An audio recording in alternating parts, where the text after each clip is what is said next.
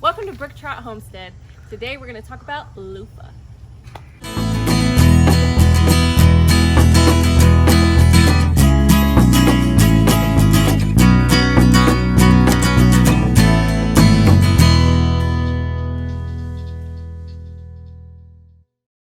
Hey guys! So behind me is our loofah gourds. This is one plant that went completely out of control and is thriving. So as you all know, we are in Texas. We're more northeast and we have a longer growing season. As you can see, this right here is the loofah. If you wanted to come over here towards the stem, if you can see it, it's right here. It's a nice thick hardy stem. It was planted in a mix of compost, topsoil, and wood chip covering, so nothing too special. And it pretty much just took off. The bigger leaves are what they use to get the sunlight, to make sure it's a healthy plant. They send off runners like this on the stem. The odds of you getting a lot of loofah from the runners are pretty slim. So if you have a shorter growing season, I would probably just cut these off.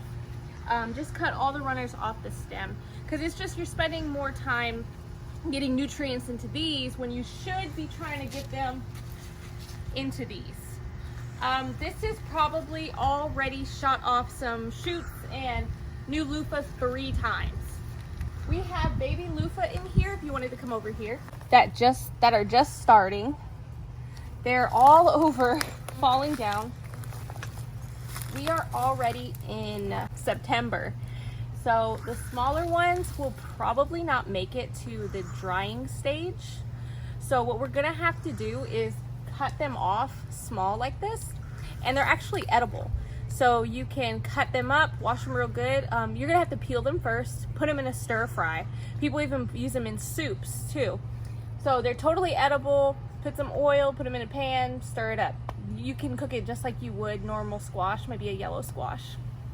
The bigger they get, the more fibrous they get. And when I say that, you know, the sponge that comes from the loofah gourd, that starts to form. So I wouldn't pick them to eat this big. When it's already this big, you go ahead and let it dry on the vine. You want to let it dry on the vine as long as possible. And the reason being, taking them off, you're more susceptible when you let them dry in the shed or whatever for mold and disease problems. So just try to leave them on the vine as long as possible. As you can see, it kind of took over our oak tree. Yeah. And it took over our poor apple tree. But you know what? If you want loofah for your bath needs, or your kitchen scrubbing, your cleaning scrubbing, your exfoliation, you gotta just take risks. You gotta just let the thing go. And so you're gonna need a big trellis if you don't want it climbing all over your trees and house and gate. These are still too green to pick and peel, but you can if you'd like. It's gonna be difficult. The color you're looking for is for the loofah to be this color. So it's gonna be big and like this. It may even sound like this. And once it's like that, that's when you can pick them and you can make an incision. Well, probably cut the top, cut this side, make an incision, and then just peel it right off. It comes off fairly easy. The seeds, make sure you soak them. I know a lot of people who soak them overnight and they grow fairly quicker. You can just put them in the ground and wait if you're not starting them indoors, but it may take a little longer. Soaking may really help the process. I wanted to tell you guys real fast about some things to look out for. When we started these loofah, it was about April. We didn't actually get female flowers until, I want to say, the end of June, the beginning of July, but we got a lot of male flowers. And what that is, this is a male flower. It's just a straight head. This is a female flower. So in order for this loofah to grow, the bee has to go to this male flower and take the pollen to the female flower. So in the beginning of the growing process, for the first month or two, you're going to get a lot of male flowers. Don't get discouraged. That's just attracting bees and different pollinators, so that they know that this plant is here and it's going to be ready to be pollinated. So just keep patience going and you'll be sure to get some loofah soon. You'll go from no loofah to 20 loofah in probably a month. That's exactly what happened here. Don't lose hope. It's gonna happen. Another thing I wanted you guys to look out for, this has to be grown in full sun. If it is not grown in full sun, you are not gonna get the productivity that you want from your loofah plant. And because of that, you're gonna open your loofah and the fibers are not gonna be properly done. You're not gonna get that great exfoliation that you want. You may get immature plants that may be stunted in growth. It may just not work the way you want it to work. So full sun is a must. And like I said before, it gets big. So here's a little idea for you. If you wanted to get a trellis, maybe a cattle panel, and you wanted to do your loofah, use the underside of it too. You can use it as a little patio sitting area. You can plant lettuce and spinach and radishes, whatever you want that's more partial shade under your plant. And you can get double the produce in that one area.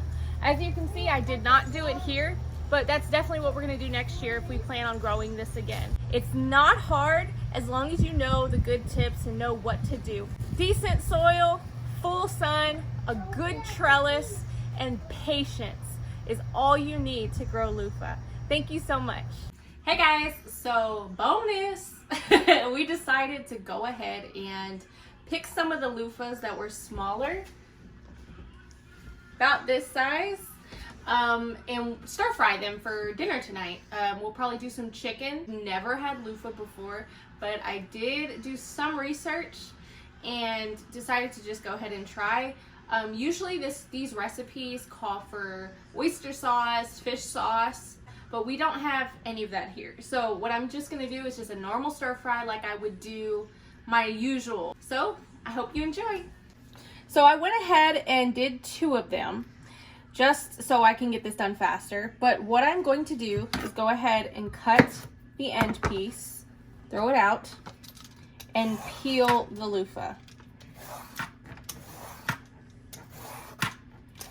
Since it's small, it should come off fairly easy. I've actually seen people cook bigger than this, but it was a little bit more difficult and it was a little bit more fibrous, and I didn't want that in our stir fry, so I went ahead and picked this more medium size, smaller loofah.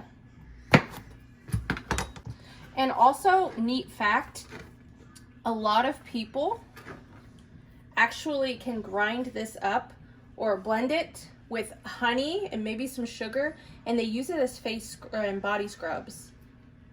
I'm not going to do that today, but I'll definitely be showing that and trying it one of these days. So what I'm going to do is just cut these. Now that that's done, I'm going to go ahead and cut our garlic. I just want the taste. It doesn't have to be super small. We are using 3 cloves because we love garlic. And I got some onions from the garden. I was like, why not? Just go ahead and use that too. I'm gonna take this part out.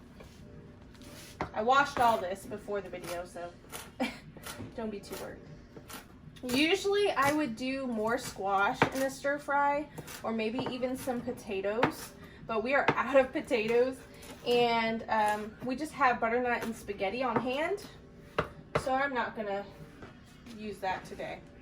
So this is gonna be our quick little stir fry for today. What I have done is I put some sunflower oil. I'm gonna put this, because it's an enameled cast iron. Enameled and regular cast iron are my favorite pots and pans to use. I'm gonna use a low heat. I've coated the bottom of the pan with sunflower oil. I'm going to add the garlic and the onion. Okay guys, so I decided to go ahead and go outside and grab an immature spaghetti squash. This is a regular ready, and this is a small green spaghetti squash. Why not just add it to our stir fry? And our garlic is sizzling. You know what, I could probably just go ahead and add the loofah. Mix it up a little bit. The loofah is also going to add some liquid to this. I think I'm going to add a little bit more oil.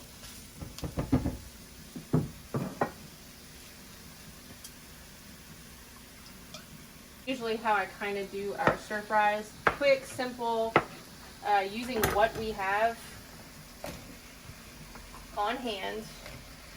We grew all this, and I'm thankful that I can say that our family grew our meal. Okay, so I'm going to let that sit for a few minutes and keep stirring. All right guys, so it's looking pretty good. What I am going to do now is add some salt. I don't really know how much, I'm just kind of winging it. It smells really good. If you were wondering, the reason we use sunflower oil is because it is really good with high heat. Make sure to get the expellers pressed. It has a lot of vitamin E. It's good for your hair, your skin, good for digestive health, your heart, and it's a great alternative to things like vegetable oil, corn oil, things like that. We were using avocado oil a lot, but it's a lot more expensive, and I didn't like it as much as the sunflower oil and the regular pure olive oil.